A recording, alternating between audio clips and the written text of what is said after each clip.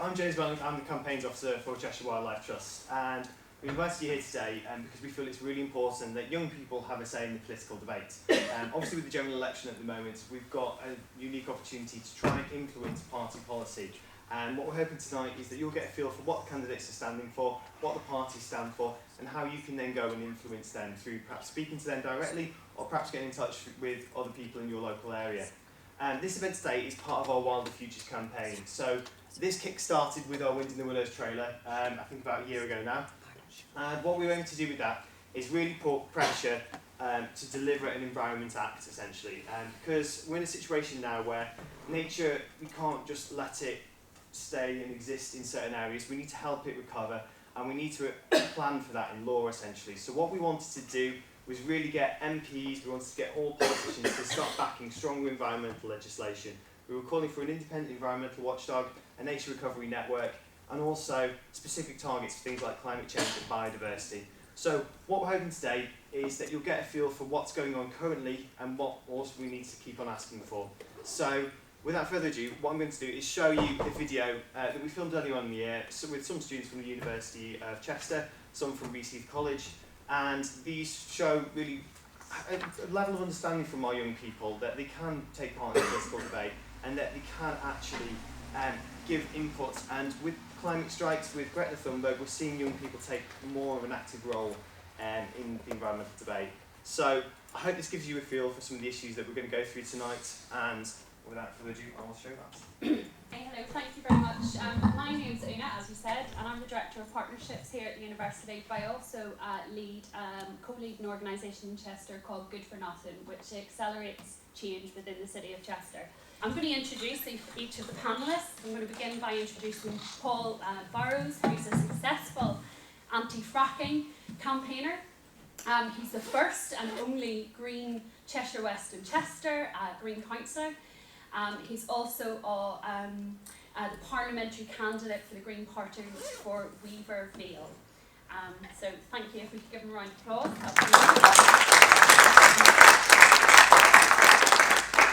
We've also got Matt Bryan, who's a Labour councillor for the City of Chester and has also campaigned successfully for anti-fracking. He's the Leaders Champion for Climate Emergency and Chair of the Climate Task Force for the Council. Again, if we could welcome him warmly. Antoinette Sambach is the parliamentary candidate for the Liberal Democrats. She was an officer for the All-Party Group on Climate Change and a member of the Bay Select Committee that scrutinised the government policy on energy and climate change and has a master's degree in environmental law.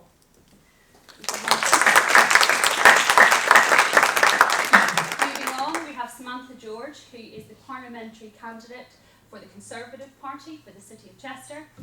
She is passionate about anti-fracking and about the use of renewables, including those within housing developments. She successfully campaigned for the new renewable target to stay within the housing regs. So thank you.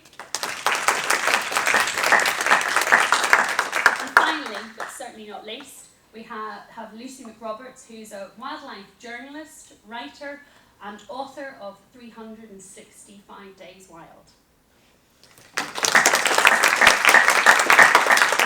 Without further ado, we're going to start with our first question, which is from Dean. Dean, if you're in the house, could you stand up for us, please, and introduce yourself? Hi, I'm Dean. I work on the Eco team at Union Chester. So my question is, the UN says we've 12 years to act on climate change. Are we doing enough? And if not, what actions do you think need to be taken? Essentially, we brought forward a commitment that Cheshire West would be carbon neutral by at least 2045, and obviously because of the election we've entered the period of purdah when the report was meant to be presented to full council in 2 weeks' time, but we've had to delay that.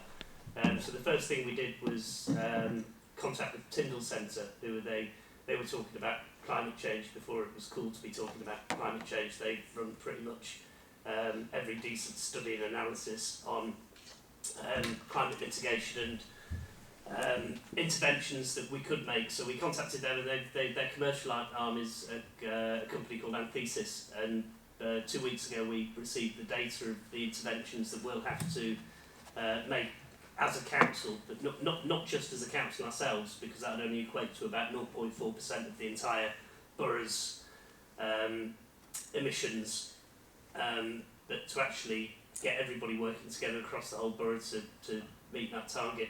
And to be honest, Can I push you on that? Just Yes. be specific. The question is about those actions. What actions yeah, are not well, the happening? interventions. I mean, we had 3 public consultation sessions planned for this month that have had to be cancelled because of PERDA. If we can avoid, like, so I'm going to say this. We know we're in a Yeah. political kind of hotbed at the moment, Mm. but let's focus on those tangible things that we can take away from it. If anyone Yeah, else would absolutely. like- Well, we've engaged with nearly 4,500 children so far. We've engaged with multiple groups through the Chester Sustainability Forum, but the actual practical interventions that we're going to have to take are actually quite horrific, because at any given point in the UK, our area used 5% of all electricity and power because of the industrial clusters in Ellesmere Port, and our Chief Executive Andrew Lewis and our Deputy Charlie, they've been working hand in hand with SR in the spec and the other big polluters, both in Northwich and in Stanlow to try and reach a solution. Could I bring Antoinette in here if that's okay? Yeah, of course, yeah. We're absolutely not doing enough. We Yeah. need to decarbonise our heat and transport systems. We need to restore the zero carbon homes standard, which was removed. One of the shocking things is that a lot of our emissions come from homes, and the reality is that unless you design homes to be energy efficient, you're just releasing those emissions into the atmosphere.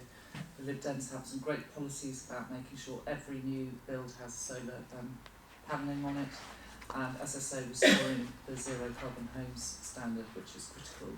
But we need to decarbonise our transport system. That means putting money into charging infrastructure for electric vehicles, and we want to move to electric vehicles by 2030 is the policy. But I mean, it's such a broad question I can talk about. So I would argue that in order to make sure that we deliver on the environmental benefits, we should stay in the European Union. Cooperating with other countries is absolutely critical in hitting our climate change targets, and we should be supporting the outcomes from the Paris Climate Agreement, where the UK was actually a leader. On waste at home, we need to be increasing recycling rates. For example, in Cheshire West and Chester, they do recycle food waste, which can then go to anaerobic digestion. But in Cheshire East, there's no recycling of any food waste. And we should be looking at whole life cycles of goods. So in terms of restoring the nature networks, we need to plant more trees. We need to be doing much more to hold water in our uplands, restoring our blanket bogs, and recognising that actually farming communities do lock up carbon through the appropriate type of planting and grasses. So Brilliant. Thank you. I'm going to bring Samantha in at this point, if that's sure. okay. Thank you. Yeah, absolutely agree that there is more to do. The UK has had some considerable success to date with greenhouse gases reducing by 23% since 2010, which is, I'm sure, is something that we would all welcome. And the government has been setting that net zero target for 2050 and really taking a lead in terms of environmentalism in this area. I think when you look at power and what's actually happening there, it's been great to see the reduction in the use of coal, and the Conservative government has pledged to go away from coal completely by 2025, so 6 years' time, half of the 12 years that the UN are talking about, and also to put in much more renewable technology. Offshore wind, if you look at that, it's been a huge success story for Britain. I think it provides around 10% of Britain's energy at this point in time. The government's again announced more increases in the offshore wind arena, which is fantastic. The use of solar has definitely climbed. I think 99% of all solar in the country has gone in since 2010, but there is much more to do in the whole of those renewable areas. And I think that is one of the big agendas as well, in terms of taking this whole environmental action area forward. I'm just going to bring Paul in. So Sure. the question is, I'm just going to remind us of that, is are they doing enough? And from your perspective, over the last decade or 20 years, are we doing enough? That first part. And Absolutely resoundingly no. And all the things we've heard about now are essentially sticking plasters on what we've created and the way we live. Our biggest problem here, and all political parties live by these things, is a constant need for growth. So the IMF, say 3% growth per year, and that seems a reasonable and small amount. But if we grow at 3% every year, that doubles the size of what we consume every 24 years. And that is the heart of the problem. We live with, for economies, which are essentially fictional. We owe how many trillions of dollars we owe now. We don't owe it to Jupiter or Mars. We owe it to our own planet, which we're stealing from. So everything we're taking is a natural resource. So it's putting these two things together, things we think of as economy and growth, as to actually having a surviving, living planet. So all the things we're talking about, home installation, clean fuel, transport infrastructure, are all great, but it's way, way bigger than that. It's revolutionary. It's not just twinking with what we've got. We have to fundamentally change everything. In Britain, we have no land ownership. There's no distribution. Scotland, if it was a country on its own, would be the least distributed land in the world because of aristocracies that are still there. They maintain things that are deforested for essentially hunting pleasures, for grouse and deer. So like Hebden Bridge. Hebden Bridge has a grouse moor above it, which is owned by Duke somewhere or another. It should naturally have trees on that. If it had trees on it, Hebden Bridge wouldn't flood. So it's not, all these policies are entirely essential, but it's way more than that. It's a revolution that we need, not just policy changes. Okay, thank you. I'm going to just bring Lucy in here at that point, and then I'll come back to you, Matt. So I would absolutely agree, actually, with what you've just said. The fundamental part of climate change is that every single person can make a difference on an individual level, but that it has to go right up to governments. A few weeks ago, when Greta Thunberg led one of her enormous strikes, it was all over the media, and about 2 days later, Parliament was back talking about Heathrow. No, if you believe that climate change is a major issue, and climate change is the biggest threat to our environment and the biggest threat to humanity, scrap your runway. It's very simple. 2 + 2 = 4. You can't have that runway and say that you've got climate change targets. The two are just not equitable. It doesn't work like that. So people are all saying the right thing, but like Paul said, these are sticking plasters. And everyone in this room can make a commitment that, you know what, I'm not going to go on a really cheap flight down to Spain for 50 quid. I am going to try and use public transport more. And it's not about making huge overhaul life changes immediately, because it's just not achievable for every single person. But this wider story of a revolutionary, of the way we lead our lives, ultimately is the only way forward. The only way we will tackle climate change is if we all learn to live with less, from the kind of makeup that we put on our faces, to the chocolate bars that we eat, to the way that we get food. You can't have blueberries in November if you think that climate change is an issue.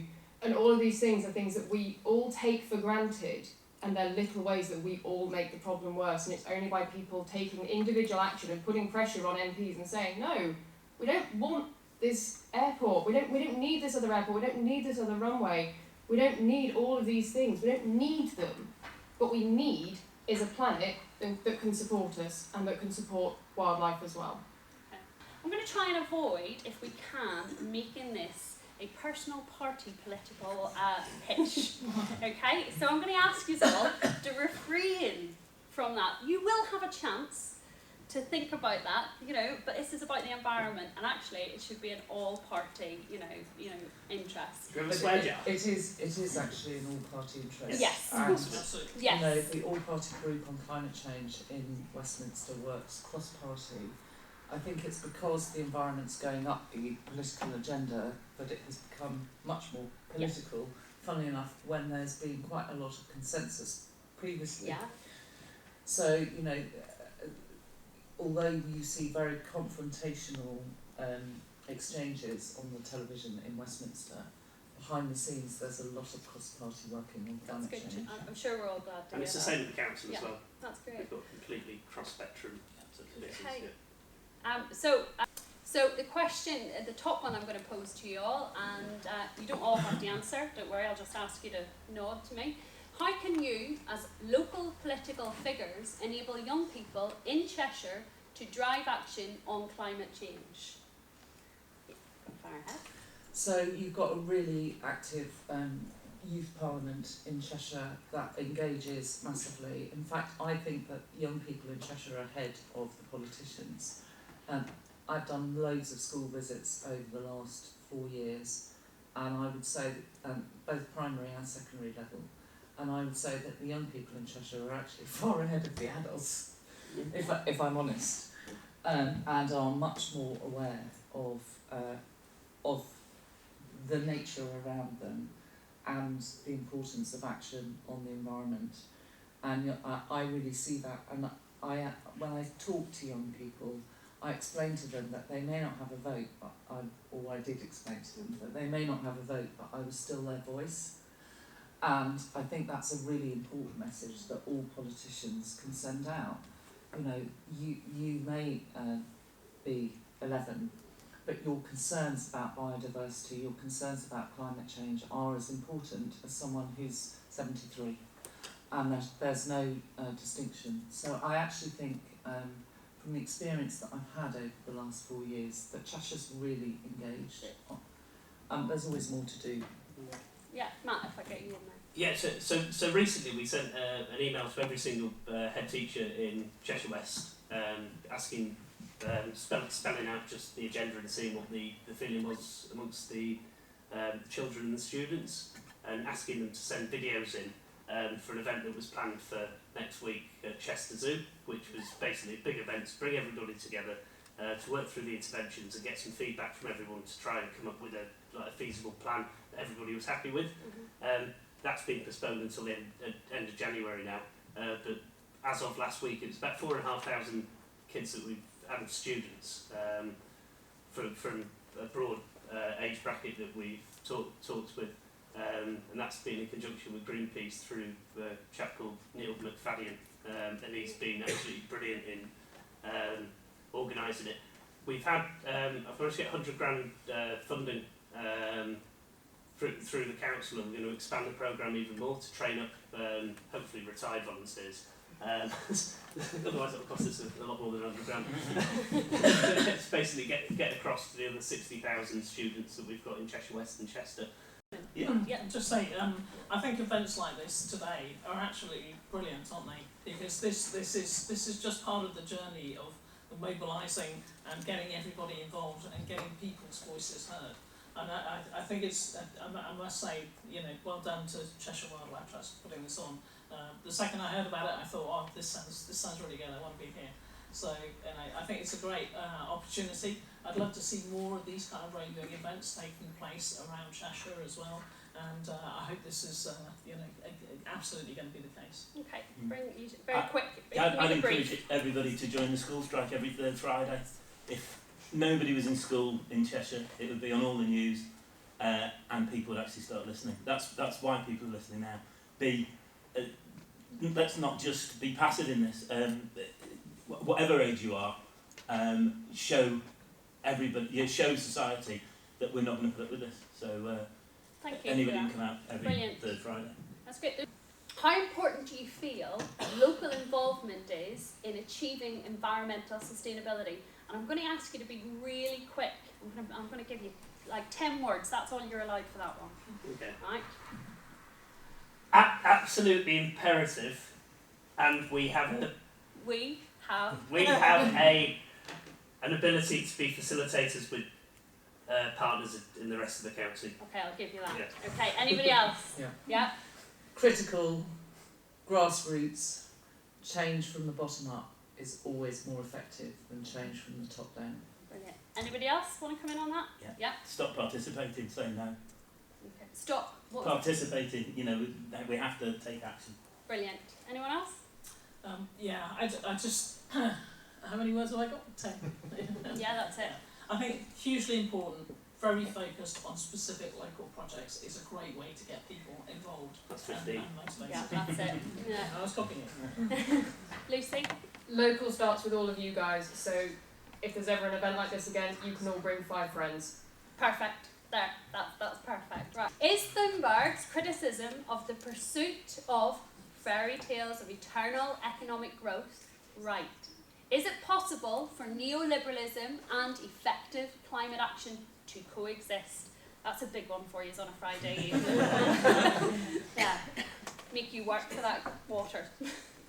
So can I Yeah. perhaps start with that? I think it is possible for neoliberalism to exist, but maybe not on the model of growth that we've seen. So one of the critical things we need to do is have proper energy installation in our homes, and that should be an energy infrastructure project. And what's been shown is that the support that would give, it would save £1.5 billion on health costs. So we need to look much more at green growth, and we need to make sure that we get the right kind of growth, not try and stop growth altogether. Okay. I'm going to stop you there. I'm only going to allow one other person to speak for this because I've actually realised you only were meant to have 5 minutes and you've had 10. Right. It's not quite as quick fire. Maybe we should start measuring human happiness instead of economies. So Greta's right, you can't. People are miserable and living in a society. Great. Unhealthy. Okay, thank you. And my question is, what would you do about the threats that new developments, like housing developments, pose to vulnerable species such as bats and waterfowls? I'm going to get Paul to come in on this one first. Okay, well, have policies that actually work. I mean, we recently, Matt and I, are both on a committee for the council for scrutinies, and we had the industrial plan for the North West. And one of the problems that we have here in Cheshire and Warrington is getting young graduates to stay and work here, because we build houses on green belts, 3 and 4 bedroom houses, for the people who traditionally vote for us. So the answer is absolutely to stop building on green belt. Look, have a clear policy of how we build. You know, the Northgate development we're building here, there's a car park for 800 cars.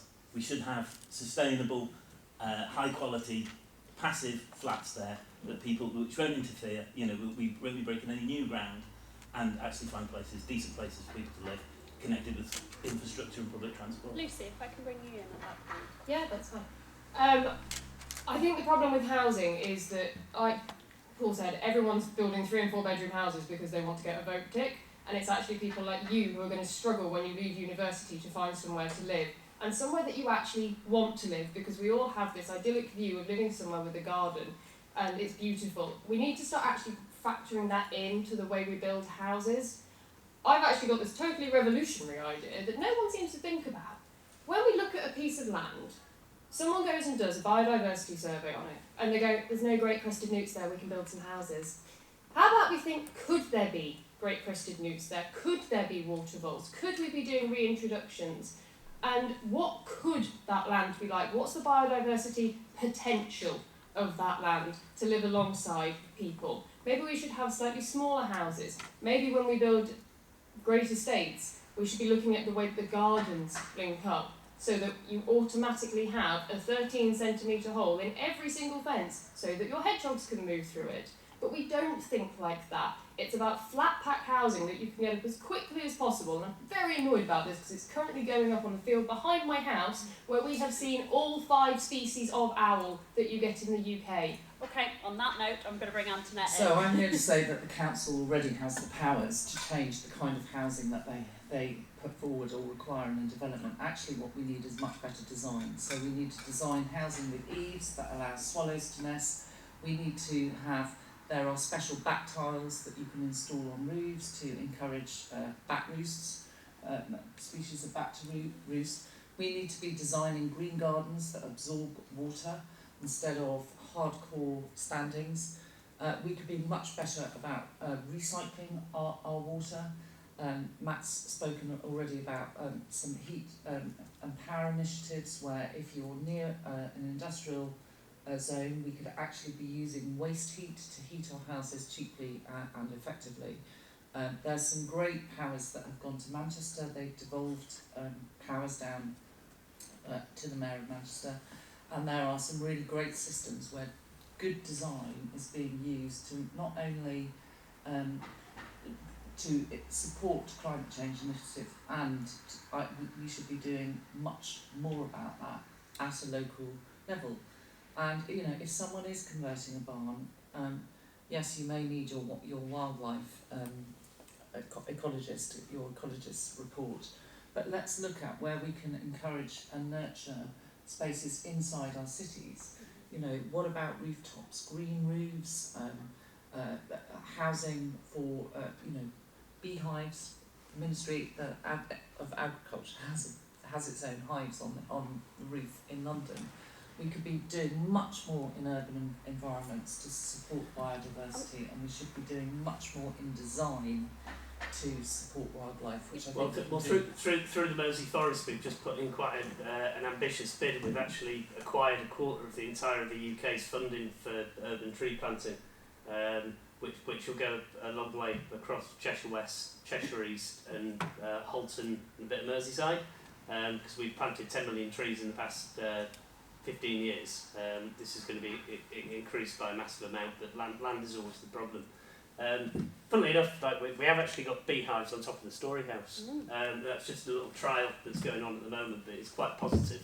But as you say, the more we can do in urban environments, and certainly Chester Zoo's wildlife corridors project has been absolutely fantastic, because it's triggered a bit of thought amongst officers in the council of how we can implement change and strategy reviews. So at the moment we've got a consultation and research piece that's been commissioned to look at every single grass verge that we own across the entire borough for wildflower planting and for rewilding. So hopefully that'll be a goer soon enough. We've got 60 sites that have been trialled over the past 6 months. So. Okay, thank you. Yeah, I think the whole thing about wildflower planting has really taken off in a lot of areas in the UK, and it's something to be welcomed. So in terms of just returning to the hedgehog, the poor hedgehog, we've had a 98% decrease in the number of hedgehogs in the last number of years. And when you hear that stat for the first time, it's really, really shocking, isn't it? In terms of what has actually happened in terms of just driving the hedgehog almost to extinction. I think there's a huge amount to do in terms of biodiversity. This thing about wildlife corridors, it's becoming more and more understood. I think as the Wildlife Trusts and other partners such as the RSPB and the Rare Breed Survival Trust and the NFU start talking about these things more and more, the public are getting a much greater understanding, I think, of how we can actually interact to restore some of our biodiversity. There's targeted actions taking place, and there's a number of discrete projects going on around the region. I think that's absolutely fantastic to see, but if anything, I think we need more appetite in this area, because as an animal lover, I don't want to see this. I want it absolutely reversed. Hedgehogs haven't gone because we're running them over or they can't get through our back gardens. Hedgehogs aren't there because there are only insects there, because we have mass overuse of pesticides. Our farming methods aren't compatible with nature. So it's nice that we can have a hedgehog in our garden, but they're not there because there's nothing to eat. But can I put in personal kind of plea? Plastic grass. We're new developments. That's what the question's about, is new developments and how they're impacting. When you look around those developments, they are filled with plastic grass and fake shrubbery. Could we not just ban those businesses? But that goes down to what Antoinette was saying about devolution powers, because the National Planning Policy Framework is simply not set up to allow us the powers to insist on certain stuff, because it's give and take. You might say, for Section 106 money, we want you to do that, and then that'll be at the expense and cost of something else. So I think there's a lot of 106 money that actually hasn't been claimed in Cheshire, and I think there's a lot more. Certainly not in Cheshire West. We could do about it. No. But I'm just going to clarify. Sorry. Most people, we got successful with 106 money, but could you explain what 106 money is? Okay, so when a developer builds something, there is a compensatory cost that they will have to pay to the council for that development. So if they build 300 houses in an area that doesn't have a school, then perhaps the Section 106 money will be decided that it will be given to the school to expand the facilities. So could we for use that area. could the young people of Cheshire turn around and say, you know what, we want that money to be a wildlife corridor between the University of Chester Of course, into the but city of Chester? that'll be the expense of putting in conduit for broadband or for solar on the roofs or everything's So how at the could that expense. We money don't be have used? we don't have the powers You don't locally have to the do it, powers. and So until- that's the problem. I think until there they are do- lots of powers, Well, but they're there not are used. us and we do They're not use them. used. We use Well- as many whatever we can screw out with a developer, we will do it. Your to put terminology. to put it bluntly. Yeah, no. But that's we as far as I'm concerned, we need more powers. Okay, that's great. Okay. The EU supports farmers to preserve hedges and create nature tunnels in rural areas. With Brexit near, will parties consider footing the bill to protect nature? I'm going to start with Samantha. I'm going to use one word. Yes. Hi. Only till Yeah, 2022. you can't just say no yes or no. Those are blockers. We're not allowed yes. Yeah, Okay. not allowed just a yes, or Yeah, else that yeah. would be over in 5 seconds. Okay. No, we have the potential post Brexit. I'll leave Brexit there. We have the potential post Brexit to set our own rules, to set our own laws. The UK is ahead of the EU on a number of protections. I strongly believe this will continue to be one of them. Brilliant, thank you, Matt. I'm going to get you to come in there. Set aside is incredibly important, and I have no faith that a Conservative government will continue with it. Okay. That's 10 Strongly words. we will. Right. Okay, Antoinette. The best cooperation is global cooperation and European cooperation, I would say, and the promises that are made in relation to some parties only last until 2022. So I would argue that that investment in nature Brilliant. is under threat. Great. Stop pretend farming on our highlands and grow forests. Brilliant. Okay. Think more ambitiously than just preserving hedges and building nature tunnels. We need an entire overhaul of our agricultural system. Brilliant. Thank you. The next question. Do you think landlords are a contributing factor to the problem of houses being built on green areas? Yes. Oh. There's an absolute shortage of housing. We are short of housing by about 200,000 houses a year. It's not the issue of landlords, it's the fact that they're being built on green areas. And I think there's much more opportunity to build on brownfield site and to build higher. Am I allowed to talk about Edisbury? I can't. No. No, I'm going to say no. I think they've got a good point there. Just So yeah. what people don't understand is that greenfield and green greenfield and green About the one in the middle. green belt, that's Yeah. the word I was looking for. Greenfield and green belt are two completely different things, and people think there is protection for greenfield and there isn't. So I've seen a lot of development happen both in my Cheshire East and Cheshire West parts of South Cheshire that have been around planning issues where councils haven't had their local plan approved, and that's meant that greenfield, those greenfield sites have been really vulnerable, and it's not been possible to object to planning in those areas, and that's been one of the biggest drivers for housing in greenfield Got it. as opposed to green belt. That's interesting. I'm sure a lot of people didn't know that. Yeah. Matt, do you wanted to come in there? Yeah, it's only a quick point that developers largely prefer building on greenfield sites because it's cheaper than building on brownfield. That's a really disappointing thing. As Antoinette says, there's not an awful lot of protection until you build. Like we're at a stage here locally now where we've gone past our local plan part 2, which has been now assessed by a planning inspector.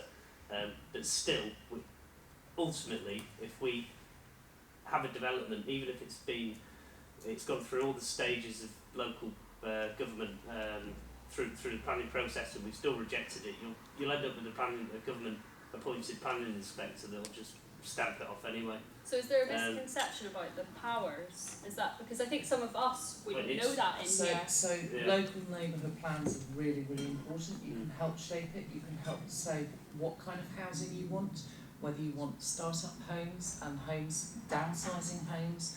You can influence where your surgeries and your your schools are. You can plan for green growth in your villages and make sure that critical green areas are protected. And a lot of people have not done their neighbourhood plans, and we've seen as a result. I'm just going to stop there. I think that's really interesting People what you've suffer. said. Yeah.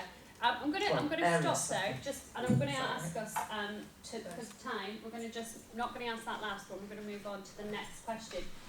From Congleton, and I'd like to know what can we do as young people to get the government to listen to our concerns about the environment more. Okay, Lucy, do you fancy taking the lead on that one? Sure. So you already have a method of doing so, one of which is voting. So I'm assuming most of the people in this room, you are of the age where you can vote. So please do, if you haven't registered, this is actually your responsibility and your future we're talking about. And it isn't enough just to say, I will do it. No, do it now. When you get home, do it on your phone right now. It's fine, we won't think you're rude. Secondly, you have the strikes, which you can join in with. And for people who are students, your university lecturers go on strike enough, you're allowed to go on strike as well. It's fine, you have rights and responsibilities as well. And you have to look at forms of social disruption, but you also have to be self-directed. Your generation is defined by self-direction and immediate reward. So many people here will come up with projects for you, and they'll be funded by great funders, and it'll be a great project, and there'll be a brand and a logo and a catchy hashtag and a great website for you, and it won't work and it won't take off. And it's because you've not been empowered. People are asking you to get behind their brand, and it's all about you. It's about what you want to do. What do you want to do? What people are capable of doing? Where do you want to get your information from? So I'd actually pose it all back to you and say, you have this huge amount of power, but don't be timid in kind of taking the microphone and thinking, oh, I can't make eye contact with them, they're really scary politicians. No, you can. These are just normal people. They're quite cool, really, individually. It's the parties that are the problem. You have the power and you have the opportunity to shape the direction of your country and your future. Don't be timid. Think about what you can do in your own life and think about how you can disrupt things in a way that works for you. Matt? Just to throw in a curveball here, this isn't official Labour Party policy, but I would certainly advocate direct action. That's how I know Paul, because originally my route into politics was because of the fracking. And when the frackers came in Upton, we built a camp, we dug tunnels, we built tree houses, and we got in the way of them. And ultimately, it ends in a few arrests, but most of us got a... Matt occupied one digger, but they were And Paul got the other so one. they sent another digger to rescue his digger, and I got on that one. But direct action certainly has a place, and you don't have to get yourself arrested, but certainly making a scene is Question. I'm Your not sure that Wildlife Trust can endorse taking over vehicles and things like that. So I'm going to ask certainly with the Badger Club, it's been absolutely spot on. Question everything. In other areas, Your education has been entirely marketised. There's no room in any curriculum for any threefold. Everything has to be measured. You come to university and your debt is going to last you a lifetime. So people, not surprisingly, think I have to do a degree that pays me back. That you're not going to do a philosophy degree or an English literature degree that doesn't pay you back. Do what your passion is, and so you can question society and actually have, so the young, most talented people can shape our society. We're being turned into drones by markets. No, you wanted to come in there. I do. Come and talk to us. You know, everybody, we all run surgeries, we all are out there, and you'll find that young people are a group that politicians really want to talk to, and I find that people are slightly intimidated or scared of us, but actually when they meet us they realise, as was said, You're human. we're just like everyone else. And you know, get your school or your college or your... So I've been to Rees Heath, I've tried to hold debates on various things, and nobody's turned up. So if you don't engage with us, we are not going to come forward with policies that you want to see happen. You have to engage with us, and I would say science-led, evidence-based arguments are what win over. At the end of the day, it's not just the politicians that you need to influence, but it's the civil servants they're trying to draw up policy and implement legislation and all sorts of other things. So science-led, policy-driven arguments are what work. Brilliant. Sam Amplo, if I can bring in. Yeah, sure. Peaceful, Um, direct action. So, I think following up from everything that's been said, there's a guy some of you may know about called Boyan Slat, who at age 16 had a dream that he would rid the oceans of the garbage plastic patch. And at age 16 he was a Dutch student, I think, and he decided he would do this. He dropped out of university and he's gone on to found the big ocean cleanup. It's on Twitter, you can have a look at it. And it's doing some absolutely fantastic work because this one guy basically had a dream and he didn't stop to listen to what other people told him because people said you can't do it, it'll take forever in the engineering. He's raised funds, he's raised millions, it's in 3 separate countries, I think, building it, trialling it, running it, and it's now, the first prototypes are out and it is now working, collecting plastic Brilliant. from the world's oceans. Okay. I think that's a great story. I'm Great. going to inspire everybody. Thank you.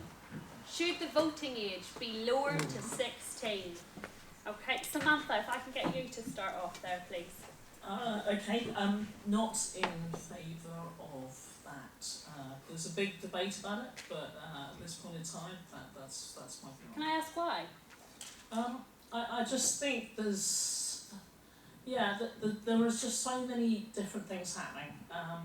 At 16, at 21, at 21 I could vote, I could obviously vote earlier.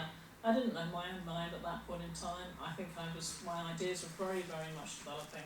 I think it just your members were allowed to vote for you in your selection at the age of 16. So why is it, so just like, why, be specific, what is it about 16-year-olds that makes you think that there's a transformation at 18? There has to be a cut-off somewhere, effectively. That is the current cut-off. Okay. Should we have an intelligence test for everybody then? There are a lot of responsibilities that come with voting. That include, for example, sitting on juries. You know that eligibility for juries is drawn from the voting register in terms of legal liability for debts. There's a huge range of other impacts on the voting age. But I would say it is Liberal Democrat policy, I believe, to lower it to 16. Yeah. But I do have reservations because of knock-on consequences that have really not been thought about and need to be thought about. Okay. Resolutely yes, because our completely undemocratic parliamentary system always comes down to the same thing, a handful of key marginals where the 2 main parties try and please a certain number of pensioners. That's an argument for PR. Exactly. Not for votes at 16. But if younger people vote against those systems and get engaged, we know the popular referendum we had a few years ago. We saw the patterns in young people and old people and the turnout in young people and old people. So yes, it's your future. Right, I don't want you to make that a political statement, but would it change? I'll rephrase that. If 16-year-olds could vote, and just a yes or no for all of you, would climate emergency issues become bigger on the agenda? Absolutely, without a shadow. But So the 16-year-olds. issue between 18 and 25-year-olds is that there aren't enough people turning out in that age group to vote. Okay. And because they are not voting in sufficient numbers in that age group, I think that priorities for 18 to 25-year-olds are not being reflected Okay. in the political Brilliant. agenda. Thank you. After the school strike, only a handful of politicians turned up to the parliamentary debate. The young people, why is it up to the, oh no. Oh, it's moved on, you've just changed that, I can't do that. I can answer that the quite young quickly. people are doing it was on a Friday. That's when When we do our parliamentarians go back to the constituencies. So It was your you debate, wasn't only get Actually. pretty much your early day motions, the EDMs, which are declared on a Friday, because the parliamentarians could you say what EDMs? We're not early day motions. So it's pretty much So No, those it's not. It's backbench business. backbench business. Yeah. So it's when MPs go back to the constituencies to do the work, and like all these Then functions. should the setup of Parliament change, because it doesn't work, But and that's why young people It sit here does- and they get frustrated No, with I'm the sorry, system. it really does work, but what you're not seeing televised is what's going on in the rooms, in the committee rooms around Parliament, where, I've been involved chairing cross-party groups discussing carbon capture and storage, all sorts of different things, data centres and the energy consumption of data centres. There is some really detailed policy work that goes on in Westminster, cross-party, and it's not on the telly, so people don't think it's happening. It's back to our final question, which is going to be handed over to Susie. Where are you? If you could stand up for us. Hi, my question is, 10 years ago the Marine and Coastal Access Act came into force. However, protection for our marine life is still incomplete. How would you and your party incorporate this into the Environment Bill? Okay. Who hasn't started first? Who would like to take that question first? Matt, you hesitant? Go No, ahead. I'm quite happy to. Go Yeah. on. Well, this was like one of the first things that I ever got involved with in terms of environmentalism. Like I said, with Sea Shepherd and Paul Watson, and a charity called the Blackfish. And we were working on conservation methods initially to stop the fine gauge nets, which were being used in Europe, and the Blackfish managed to get them out. So I think a continuation of that work needs to go on. But if we exit with Brexit, sorry, he's said not to use that word, but there's going to be massive loopholes in our environmental legislation that Europe has been quite active in stopping. So, government have said we'll transfer the marine laws straight over. I don't believe them for a second, and I've seen no evidence of that, and it's not even been drafted properly. Antoinette's probably more of an expert in that than me, but it's not been drafted. It's a load of rubbish. So at a very minimum, we need to copy the European legislation that's in place already, and then we need to go further on it. And we also need to use our power as a country to lobby other countries to stop dumping plastic waste in the sea. China are doing quite a good job of dumping hundreds of thousands of tons of plastic just directly into the sea at the moment. That needs to be stopped. But I think we could work with charities, Sea Shepherd, Blackfish, Marine Conservation, and there's a new one that's just been set up in Norway by a guy called Wheatsea. I'm sure we could work together and hammer out some decent detailed policy for our country as well. Yeah. Lucy. No, it's okay. Yeah. So, marine conservation zones, or MCZs, have been a major win in terms of English and the devolved nations as well, in terms of the legislation that's been put forward. I think there's nearly 100 MCZs just around England at the moment, and that's incredible. The problems is there's no one actually policing the activity that goes on. So the first step is in getting those areas designated. The second step is in actually how do you monitor what kind of behaviours go on in those areas. I once had a really interesting conversation with a marine biologist about this, and they described our oceans. They said if you were to jigsaw up our oceans and you were to say, right, that bit's protected, that bit's good for renewable energy, we're going to fish here, this bit's good for ecotourism, you very quickly run out of ocean. And it's the same with our land. If you say that you're just going to divide things up into little sections, you very quickly run out of land. We have to start getting creative with the way that we use our resources and seeing the sea, for example, as one of our greatest allies in stopping climate change. It's not all about the Amazon rainforest, it's not all about peat bogs. The ocean is an incredible carbon sink, and we need to start looking at these resources and being creative in the way that we do them. That will help wildlife, because it's great for wildlife as well, and it's good for people.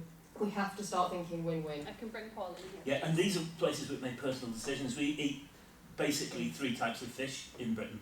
We eat salmon, which ruins so many habitats through factory farming.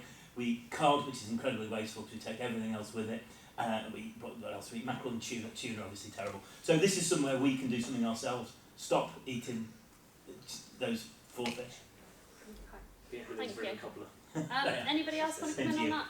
So we need to deal with the pollution issues in our seas, which are absolutely critical. But we also have been looking at, as the UK, at rolling out some of the marine conservation areas in terms of our British overseas territories and creating effectively massive blue zones. And What's a blue zone? a blue zone is effectively a marine conservation area or like the equivalent of a wildlife national park, but in the marine environment rather than on land. And what does that? Because some people won't know that. What does that mean for a blue zone? What does that look like? What that means is that there's no fishing allowed in it. So the commercial activities are more. There aren't the commercial fishery is not allowed in the way that it is in other areas, which is hugely important because if you look at how wildlife works on land, it's a similar sort of thing. You need to have not safe zones, but zones where species can thrive without being interfered with, and particularly by massive commercial fisheries. And we've got real opportunities to influence that with the British overseas territories, so that we're looking at things on a much more global scale. But we do need to work internationally and cooperatively, and I'm really pleased that COP26 is coming to Glasgow next year. Brilliant. That's a really good opportunity. Just conscious of not allowed to talk, and we're going to bring Samantha in at this point. Okay, yeah. So the marine conservation zones came in from 2012. There was an expansion, huge expansion earlier this year, taking the total number to 91. I think that's absolutely fantastic work. And the whole idea of these blue zones, or blue belt as it's called, so if you think green belt on land, blue belt at sea is probably the easiest way to think about it. And I think it's one that's really taking things forward. The UK has created the Global Ocean Alliance, so under government earlier this year, and that's moving forward in terms of taking action on this. I know Matt's a cynic, but I'm afraid my belief is in politics you say what you're going to do, you stick to it, and then if you don't stick to it, you're punished. If you do stick to it, people make their choices based on your record. But it's absolutely clear we've got a huge environmental bill coming up. It's a big change. There's an opportunity for all of us to get involved in that and to basically take forward this environmental agenda. I think that's a great opportunity. I'm just going to allow Matt the right to reply because you did call him a cynic, right? So you're allowed 10 words. I'll make no apology for being a cynic. Right, absolutely not. But one of the most important things we're not debating at the moment is the carbon capture issue. Of very good base select committee report. Yeah, there is. It is a good report. But a lot of the scientists locally, certainly, one of the plans for the decarbonisation of Stanlow, and some people are against it, some people are for it.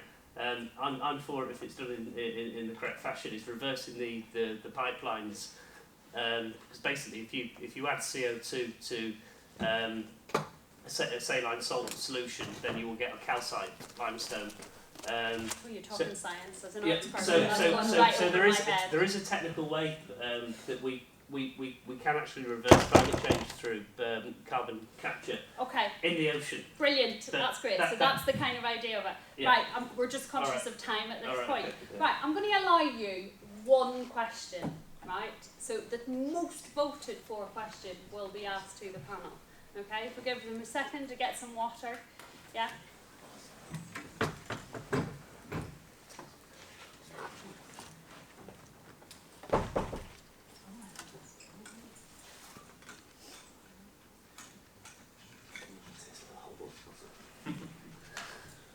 It's really interesting.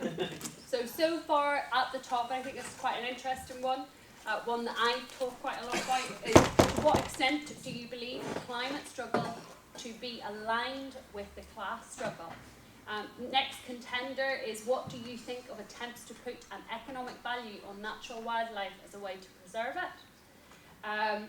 Anonymous, do you support the proposed mining of the ocean floor for resources to use in batteries to make our lifestyles more environmentally friendly, electric cars, etc.? Okay, I'm going to draw a line. It looks like we've got, to what extent you're only going to have, can somebody keep me to this, can somebody count their words, think about what you're going to say. To what extent do you feel the climate struggle to be aligned with the class struggle? Just think about it, yeah? Don't ramble. No, Off we you don't go, ramble Matt. it. Oh, It's not quite to you simple. directly. Yeah.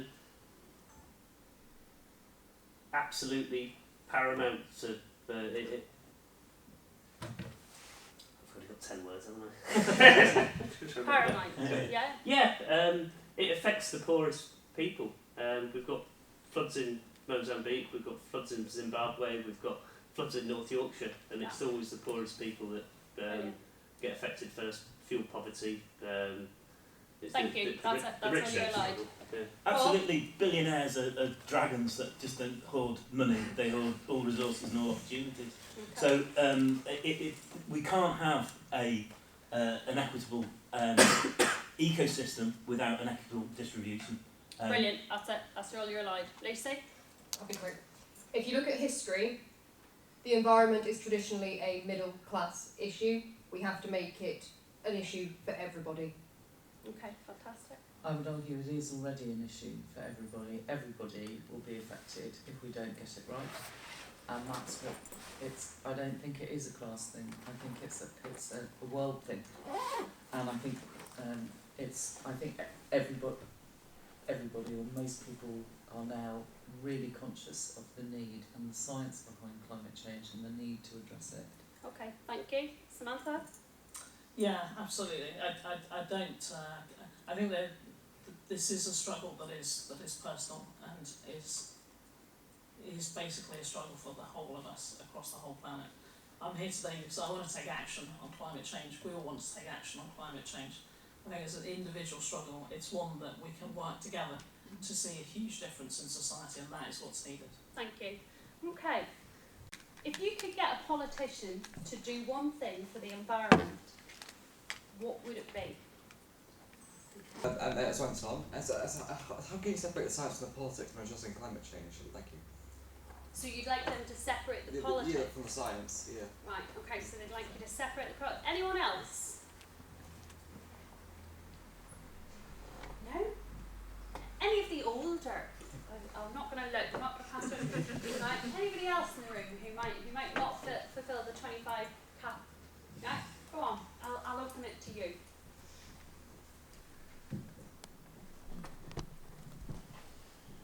Two particular things. First of all, ban-driven grouse shooting, and also much tougher legislation for the protection of birds of prey, because they're absolutely being decimated in certain parts of the UK. Okay. Can I? Nope, no, your time's up. Right, okay. Nobody's mentioned badgers or foxes yet. Apart from you. Right. Okay. Anyone else? Okay, brilliant. I'm Phil. I think more needs to be done on an international scale.